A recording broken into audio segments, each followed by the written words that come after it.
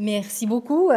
Bonjour, messieurs, dames. Je ne vais pas répéter les titres et les fonctions comme Madame Stéphanie Monod, mais j'ai l'honneur de vous parler maintenant de l'enjeu des hôpitaux cantonaux dans le contexte qui a été déjà très bien esquissé par Madame Monod. Et puis, je ne vais pas parler ni de champagne ni de caviar, mais des hôpitaux. Et moi aussi. Donc, voilà. Bah, tout d'abord, vous m'excusez, parfois, si je ne trouve pas les mots et si je dois chercher un peu, parce que je ne suis pas de langue maternelle française, mais j'essaie de me débrouiller. Alors, merci de votre compréhension. Voilà, alors, qu'est-ce que je vais essayer de vous expliquer? En fait, je vais juste faire... J'avais un peu peur qu'on ait des croisements, mais je vais juste parcourir le contexte national. Et puis, je pense qu'on se complète assez bien avec Madame Monod. Et puis, de vous faire un tout petit tour d'horizon sur le paysage hospitalier, de vous décrire les défis et les stratégies des hôpitaux, et puis aussi les cantons. Les cantons d'un vue d'angle un peu différent, qui a été esquissé par M. Huisseau ou Mme Monod, mais aussi pas, comment dire, assez conflictueux. Et puis quelques réflexions finales de mon côté. Alors, je commence avec la sémantique. M. Huisseau a dit qu'il faut se mettre d'accord sur les mots. Alors, le lit, c'est quoi? Et moi, je vous demande, et puis un hôpital, c'est quoi? Et un hôpital public, c'est quoi? Alors ça, c'est grâce à Bing, c'est pas moi qui regarde dans la glace le matin, mais parfois, c'est comme... Alors, tout le monde sait en principe ce que c'est un hôpital public. Mais moi, je vais vous montrer que c'est pas si simple, comme on dit chez les Alémaniques. Le contexte national. Alors, brièvement, vous avez entendu, les soins de santé, ça, c'est la responsabilité des 25 cantons, mais la Confédération a quand même quelques tâches dans le domaine sanitaire. Et puis, si on regarde ça un peu de manière plus globale, la formule, c'est que les cantons sont responsables, en principe, sauf aux endroits où la Confédération a attribué des tâches explicites. Alors, énumérer ça. Il y a aussi des tâches conjointes, mais ça, je ne vais pas rentrer en matière. Et puis, les cantons peuvent déléguer aux communes.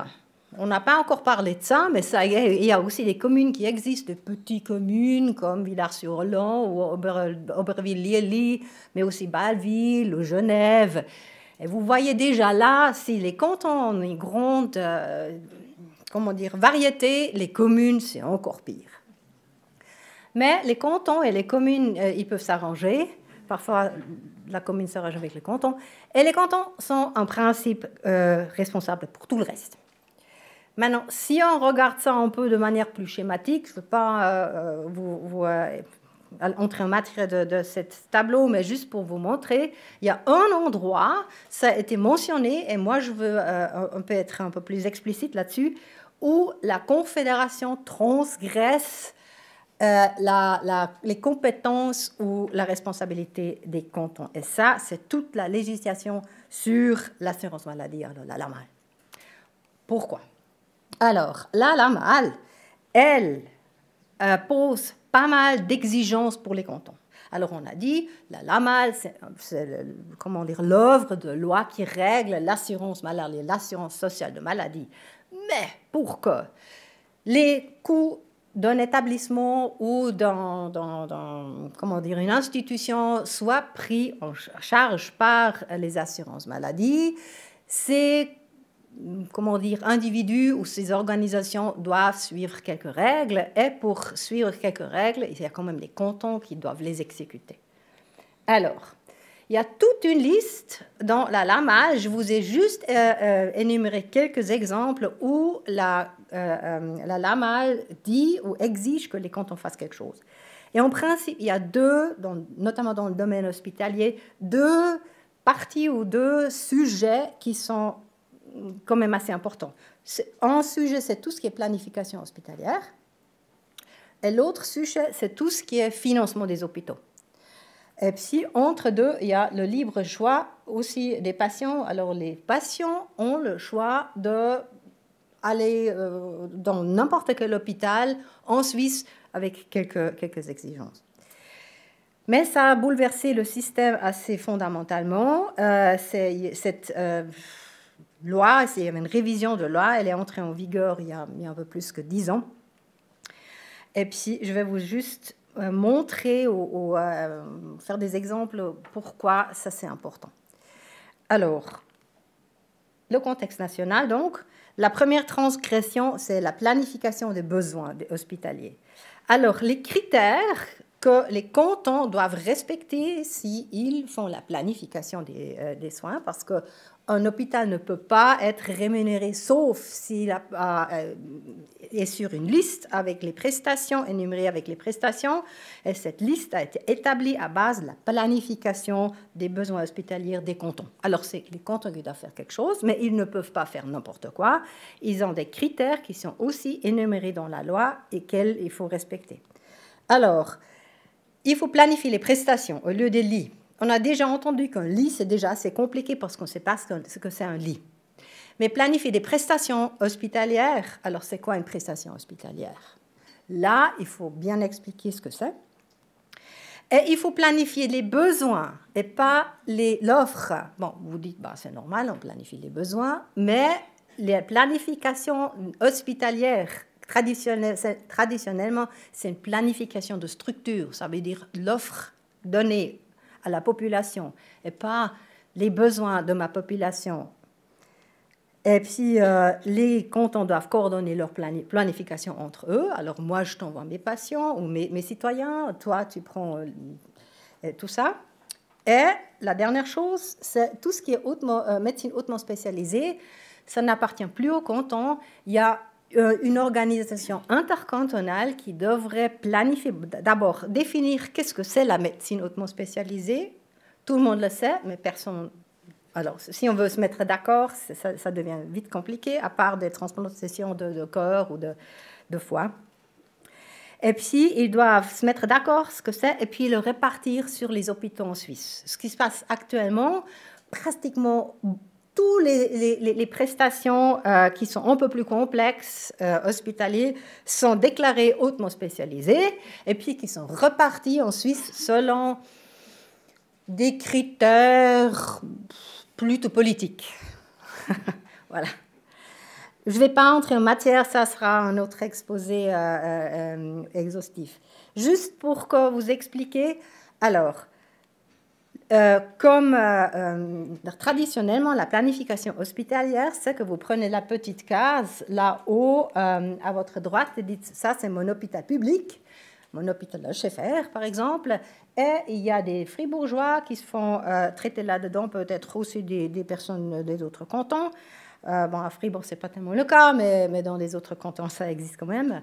Et puis, ça, c'est ma planification. Je planifie donc l'hôpital selon les besoins des gens qui vont qui vont se faire soigner là-dedans. La lama dit non, ce n'est pas ce qu'il faut faire. Il faut que tu, canton, vois quels sont les besoins de ta population et après, tu choisis les hôpitaux pour ta population et puis tu fais la liste selon ce critère-là. Égal si cet hôpital est public ou privé, si cet hôpital est à l'intérieur de ton canton ou à l'extérieur, il faut analyser les flux de patients, il faut analyser ce qui se passe. Les gens ont le libre choix des hôpitaux de toute la Suisse. Et puis, ça, c'est ta planification. Et tu mets tous les hôpitaux qui répondent aux besoins de ta population. Mais il y a aussi des critères. Tu ne peux pas juste dire bah, cet hôpital me plaît, cet hôpital ne me plaît pas. Il y a aussi des règles très, très, très claires pour établir ces fameuses listes des hôpitaux. Il faut suivre des critères d'admissibilité. Alors, est-ce que si ça concerne un hôpital de maternité, est-ce qu'il y a des gynécologues qui y travaillent? Est-ce qu'il y a une néonatologie? Oui, non. Si c'est non, on n'est pas mis sur la liste. Mais si c'est oui, après, il y a des critères de sélection. Il y a plusieurs hôpitaux qui remplissent les exigences, il faut choisir. Et de choisir mon hôpital public Ça, ce n'est pas un critère. Alors, le critère, c'est, bon, ça c'est clair, s'il n'y a pas une offre excédentaire, cet hôpital va être sur la liste, mais s'il y a une offre excédentaire, il faut regarder, l'analyser, la qualité et l'économicité de cet établissement. Et puis, selon l'analyse, cet hôpital est mis sur la liste ou pas sur la liste. Maintenant, c'est possible que l'hôpital public en question, en termes de peut-être qualité, mais l'économicité, très souvent, l'économicité des hôpitaux publics n'est pas géniale. Et en principe, il ne devrait pas être sur la liste, selon ces critères. Et si les hôpitaux, un hôpital n'est pas sur la liste parce que le canton a choisi, je n'ai pas besoin de toi, il peut recourir et c'est le tribunal fédéral administratif qui renvoie la liste au canton pour la refaire. Alors, allez-y, messieurs et dames, refaites. Voilà, ça c'est la première chose, c'est la planification. En principe, les hôpitaux, la planification, on n'a pas encore changé la Constitution nationale, mais ça appartient au canton, mais ils doivent vraiment suivre des règles. Là. Après, c'est les règles ou les directives pour le financement des hôpitaux. Maintenant, si vous êtes un hôpital répertorié, ça veut dire sur la liste d'un ou d'autres cantons, vous facturez vos prestations, et ça, les prestations, c'est par séjour. C'est plus des jours ou c'est plus des différentes prestations à l'acte qu'on a fait avec vous, mais c'est un séjour. Comme patient, vous recevrez un numéro, c'est le diagnostic et le groupe de traitement de ce diagnostic, et puis il y a un tarif pour ça. Je ne vais pas vous expliquer ça va trop loin, mais c'est très intéressant si jamais ça vous intéresse. Et puis, la facture est repartie entre canton et assurance. Là, vous voyez déjà qu'il y a le meilleur lobby au sein de la Confédération c'est pas tout à fait... C'est le grand frère qui paie ça et le petit frère qui paie ça. Et puis, c'est le canton de résidence qui paie 55%, donc, et l'assurance obligatoire, 45%. Après, les cantons ont toujours la possibilité de financer autre chose, par exemple la formation universitaire, la recherche, mais aussi les surcapacités. Si un hôpital est mis sur la liste, malgré le fait qu'il n'est pas nécessaire, on n'a pas nécessaire d'avoir un hôpital au pays d'en haut, alors les caisses maladie peuvent se dire, bon, je ne paye pas. Alors ça entre dans tout ce qui on appelle ça, c'est des petits cochons, mais c'est des pigs. C'est des prestations d'intérêt général. Alors, les cantons financent les PIG des hôpitaux. Et puis là, il y a une première petite porte d'ouverture pour, préférer les hôpitaux publics avec les PIG. Et puis, les assureurs, c'est clair, l'assurance complémentaire, on dit que dans beaucoup d'hôpitaux, c'est en fait ça qui vraiment finance l'organisation. Jusqu'à présent, parce que là, les collègues de M. Wissou, de la FINMA, ils ont commencé à mettre le doigt dessus. Ça veut dire que vous ne pouvez pas payer avec l'assurance complémentaire des prestations qu'ils ont déjà payées par l'assurance de base. Ce qui s'est fait, mais ça a aussi des répercussions sur le financement des hôpitaux. Voilà, et il y a une couverture, c'est unifié pour toute la Suisse, à l'intérieur et à l'extérieur du canton. Maintenant, qu'est-ce que ça veut dire comme conséquence?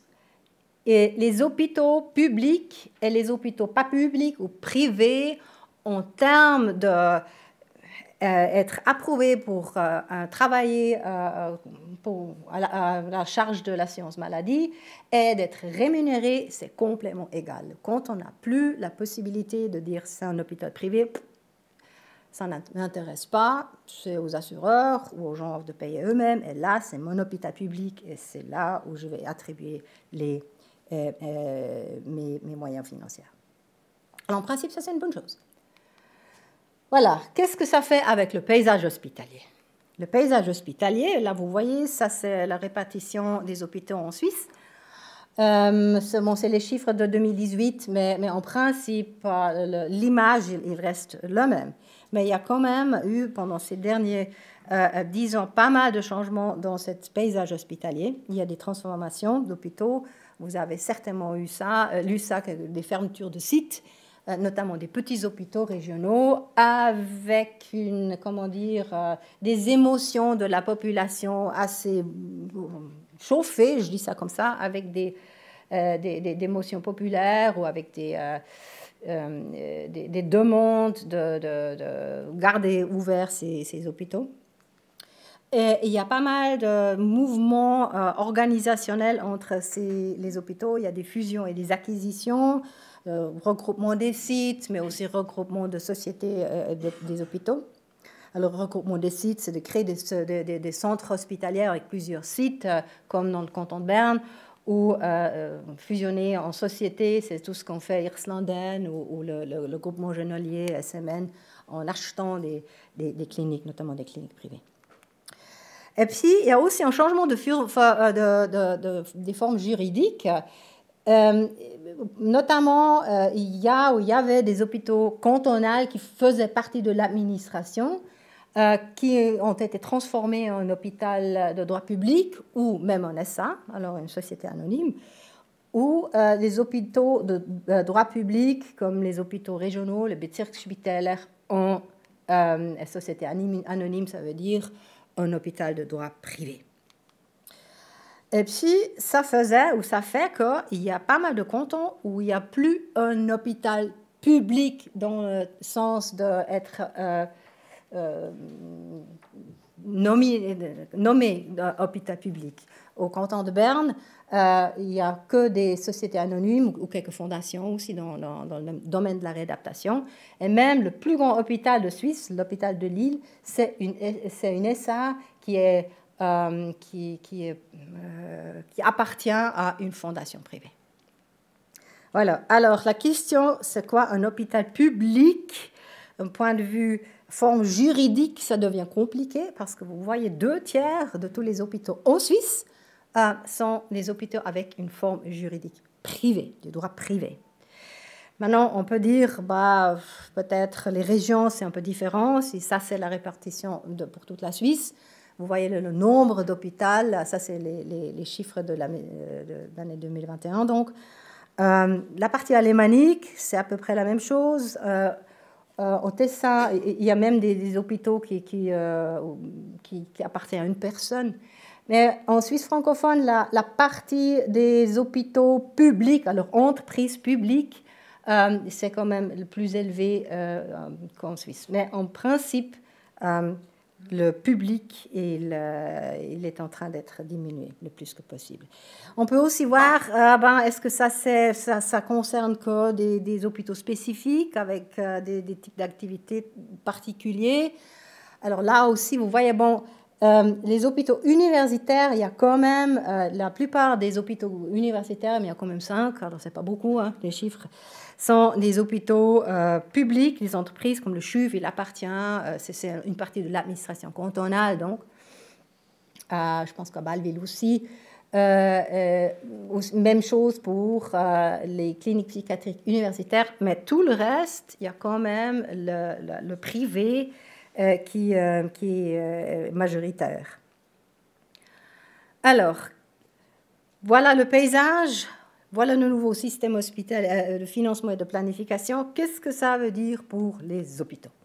Alors, imaginez-vous, vous êtes un hôpital répertorié, vous soignez des personnes qui viennent de toute la Suisse et vous facturez votre tarif, et c'est le canton qui paye 55%, c'est l'AOS 45%. Et avec ça je ne l'ai pas encore dit, il faut faire 2 choses. Il faut financer l'activité, mais aussi financer tout ce qui est infrastructure. Ça aussi, c'est changer du nouveau système. C'est plus les cantons ou les propriétaires ou des parties tiers qui financent les infrastructures ou l'investissement. Ça, c'est inclus dans la facture, comme le yogourt à la Migros, avec le prix du yogourt, vous payez aussi tous les bâtiments et toute l'infrastructure de la Migros.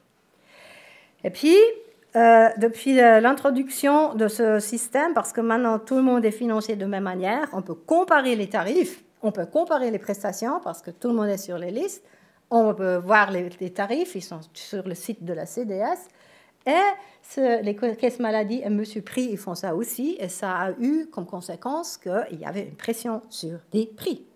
Et maintenant, la question, c'est que moi, hôpital, je me vois face à des prix, à des tarifs qui ont été quand même réduits. Et la question est, est-ce que je peux continuer à travailler avec le niveau tarifaire, avec le nombre de patients que j'ai et avec le mix des patients, parce qu'il n'y a pas les mêmes rémunérations pour tous les patients, ou pas. Voilà, les tarifs, en principe, c'est les partenaires tarifaires qui négocient, mais franchement, ça, c'est décidé à Saint-Gall depuis quelques années. Le nombre de patients, là, en principe, là, je peux faire quelque chose, ça veut dire générer des cas, hein, traiter le plus de personnes que possible. Et le mix de patients, il y a quand même des cas plus lucratifs que des autres. Les hanches, les genoux, c'est lucratif. Les bébés normalement nés, c'est pas lucratif. Alors, on essaie de travailler un peu comme ça. Alors, les stratégies, ouais, j'ai des stratégies. Alors, j'ai exactement 3 stratégies. Je suis un peu schématique, mais bon, je travaille pour les hôpitaux depuis 20 ans, alors je peux me permettre de faire ça. La première chose, c'est il faut avoir une belle infrastructure. Peut-être vous avez lu le niveau d'investissement dans le domaine hospitalier, c'est quelques milliards de francs. Quelques milliards de francs. Alors, je fais une très jolie infrastructure, un nouveau hôpital quelque part, pour acquérir des bons opérateurs, des médecins-chefs très connus, très reconnus, pour avoir les médecins référents qui disent « Ah, voilà le professeur X, il travaille là, il va travailler là parce que c'est beau, et c'est comme ça que j'acquéris mes cas. » Maintenant, je suis économiste. Normalement, il y a aussi, là, ça c'est en termes économie, faire des économies, augmenter les marges bénéficiaires avec tout ce qui se fait là. Mais ça, c'est la stratégie des hôpitaux. Parce que je suis dans un système à des défis, des pressions économiques. Mais il n'y a pas que les pressions économiques. Il y a aussi 2-3 petits trucs qui gênent les hôpitaux aussi. La première chose, ça va être court parce qu'on a évoqué le vieillissement de la population avec les besoins qui changent, la pénurie du personnel avec les personnes qui sont plus là, l'augmentation des coûts, l'inflation, les prix d'énergie et tout cela, et en même temps le porte-monnaie qui devient de moins en moins, les recettes qui diminuent. La digitalisation ou la transformation digitale qui est déplorable, mais déplorable. En 2025, en 2050, on sera probablement toujours comme ça et pas vraiment avec le DEP fonctionnable. De plus en plus d'exigences en termes de qu'est-ce qu'il faut faire, la pression de la réglementation, soit nationale ou cantonale. Et puis, de temps en temps, des vraies crises sanitaires où il faut vraiment faire quelque chose et pas simplement se plaindre des défis. Mais voilà, alors la situation des hôpitaux, elle est pas très confortable pour le moment. Maintenant, si je change maintenant la côté, je dis, bah, ok, d'accord, je suis en canton et j'ai différents rôles, j'ai des différents chapeaux. Je suis d'une part le régulateur, alors je donne des autorisations d'exploitation, je surveille, je contrôle. Aussi tout ce qui est procédure tarifaire, c'est aussi le canton qui doit se auto-réguler. Mais le canton, c'est aussi le planificateur et le financier. Il établit les listes, il établit les contrats et tout cela. Il est aussi, pour les hôpitaux publics, le propriétaire, avec sa stratégie, avec ses idées, avec la construction, puis ça. Et puis, dernièrement, il est le législateur. Tout ce qui est jurisprudence ou législation cantonale, ça se fait là. Alors, vous voyez déjà ici, il y a pas mal de conflits d'intérêts entre ces chapeaux. Et puis, si le canton a un hôpital public, voilà, alors ça, c'est maintenant l'hôpital public, qui appartient au canton, où le canton est le propriétaire, il doit se demander est-ce que cet hôpital public peut aussi faire faillite ou non? Qu'est-ce que je fais? Est-ce que je dois quand même faire quelque chose? Par exemple, verser des pigs pour subventionner ou quand même trancher un peu entre mon hôpital et les autres hôpitaux ou manipuler un peu les tarifs, donner les tarifs plus hauts ici, les tarifs plus bas là. Je peux, hein, parce qu'avec un de mes chapeaux, je peux faire ça. Ben, finalement, OK. La question, c'était est-ce qu'un hôpital public il est mieux équipé pour relever les défis? Alors, prenons l'exemple de l'HFR. L'HFR est un véritable hôpital public. Voilà, l'établissement, il a une, comment dire, sa fiche signalétique. Alors, il est à la surveillance, tout ce qui est gouvernance, c'est public. Le Grand Conseil, le Conseil d'État, le contrôle des finances cantonales. Donc, tout le monde est là-dedans. On s'est réjouis, c'est joli. Et puis, il y a une mission, c'est de soigner les gens, mais faire la prévention. Un hôpital, on doit faire la prévention, on doit aider aux personnes, et enseignement recherche. Et puis, si jamais il y a quelque chose comme le Covid, il faut quand même aussi jouer le jeu. Voilà. Alors, ça, c'est pas compliqué. Mais si on veut faire quelque chose autre ou travailler avec des autres établissements ou partenaires, comme par exemple si on veut faire un peu plus dans les soins intégrés, de se coordonner avec les partenaires, de créer des réseaux, là, il faut quand même demander au Conseil d'État. On n'a pas vraiment une possibilité d'agir comme une entreprise adulte. Alors, une entreprise, comment dire, adolescente. Non. Alors, il y a d'autres c'est vraiment un peu comme j'ai un enfant qui est adolescent maintenant, peut-être 15 ans, 16 ans, bah, tu fais ton truc, mais je veux quand même, alors ça et ça et ça, je veux quand même te contrôler. Alors, notre personnel, le l'HFR, il est soumis à la loi du personnel de l'État, et c'est le SPO, alors le service de personnel et d'organisation de l'État, qui négocie les salaires avec notre personnel. Mais c'est nous qui payons les salaires. On reçoit des pigs. Ça devient un peu un système de dépendants et de codépendants. Il y a les finances. Là, c'est aussi il y a une loi qui concerne comment les hôpitaux sont financés et qu'est-ce qu'il faut faire. Et l'infrastructure, il y a quand même, vu que c'est un grand hôpital avec une masse d'infrastructures assez importante, il faut quand même que le canton peut dire un mot, ou deux, ou trois. L'informatique, l'informatique de l'HFR est gérée par le CITEL, c'est le système d'information et de télécommunication de l'État. Des fois. Voilà. Alors, avec tout cela, est-ce que l'HFR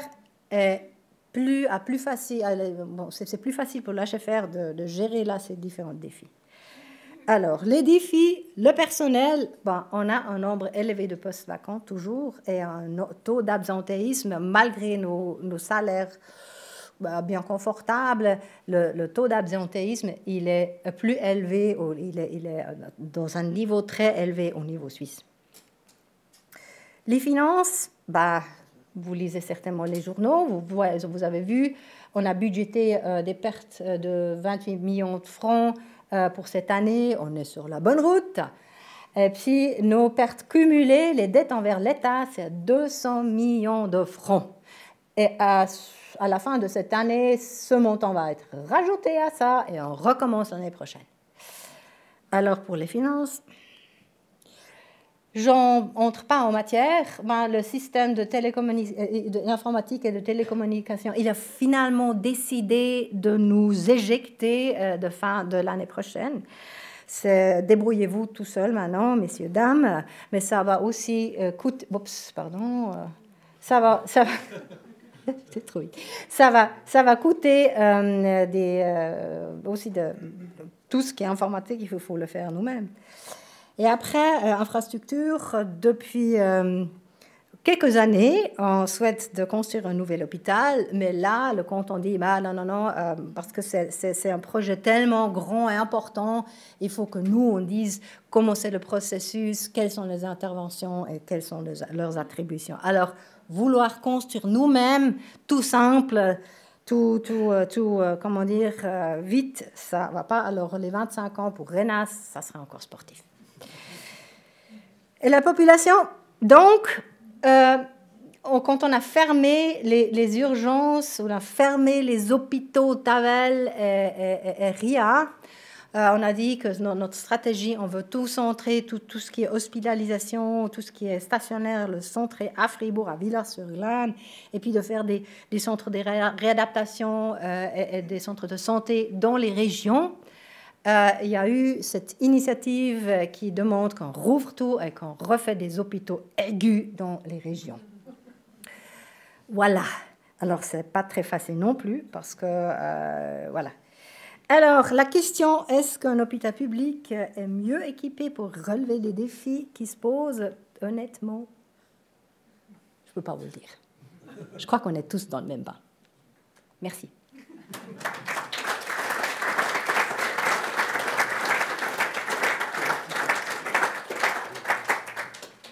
Merci beaucoup, Madame Muller, pour cette présentation.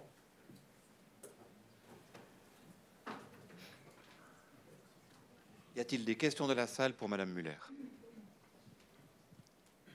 Oui, au fond, Madame Porchet.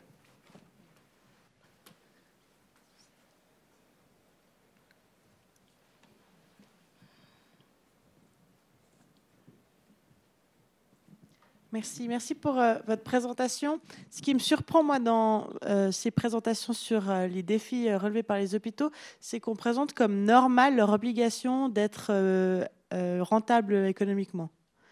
Et en fait, c'est un présupposé qu'on pourrait remettre en question.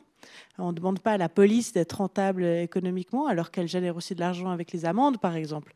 Est-ce qu'on ne pourrait pas dire, en fait, l'État a un rôle de santé publique, c'est-à-dire de prendre en charge les soins des personnes qui ont les moins de revenus, et les urgences, les soins pour les personnes migrantes, les personnes qui ont des bas revenus, les enfants, que sais-je, et à l'inverse, les soins très aigus qui demandent des compétences universitaires, et ça, c'est un certain montant qui est sorti des impôts, et puis on arrête d'emmerder, si vous me permettez l'expression, ces hôpitaux publics, et puis le reste, les remplacements de hanches, que sais-je, ça va à Hirslanden, et puis on accepte qu'on est dans une économie libérale et capitaliste de la santé, et puis tout ce qui sort de ce qui est rentable, c'est assumé par l'État, comme la sécurité publique, comme l'armée et d'autres services. Oui, vous pouvez faire ça, il faut juste changer la lamelle. Bon, peut-être, je ne veux pas être si, comment dire, bref, en Allemagne, c'est exactement les questions qui se posent. L'Allemagne a 5 à 10 ans de plus d'expérience avec la Suisse, de la Suisse avec ce système de financement. Et ils sont en train de le revoir complètement et puis de diminuer la partie payée à l'acte ou payée par séjour et d'augmenter la partie payée par des prestations de réserve pour que les hôpitaux soient là et soient capables de financer, de prendre en charge les cas et ne doivent pas courir après les cas et les cas lucratifs. Mais elle est encore pas sortie de l'auberge, cette révision. Mais peut-être, si en Allemagne ça fonctionne, dans 10 ans, peut-être en Suisse, on peut faire l'autonome Nachvollzug, comme on dit en allemand. Merci. Ici devant. Simon, juste là.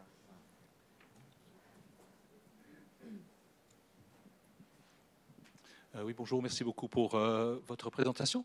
J'ai une question par rapport aux sociétés de conseil qui interviennent souvent dans le débat hospitalier.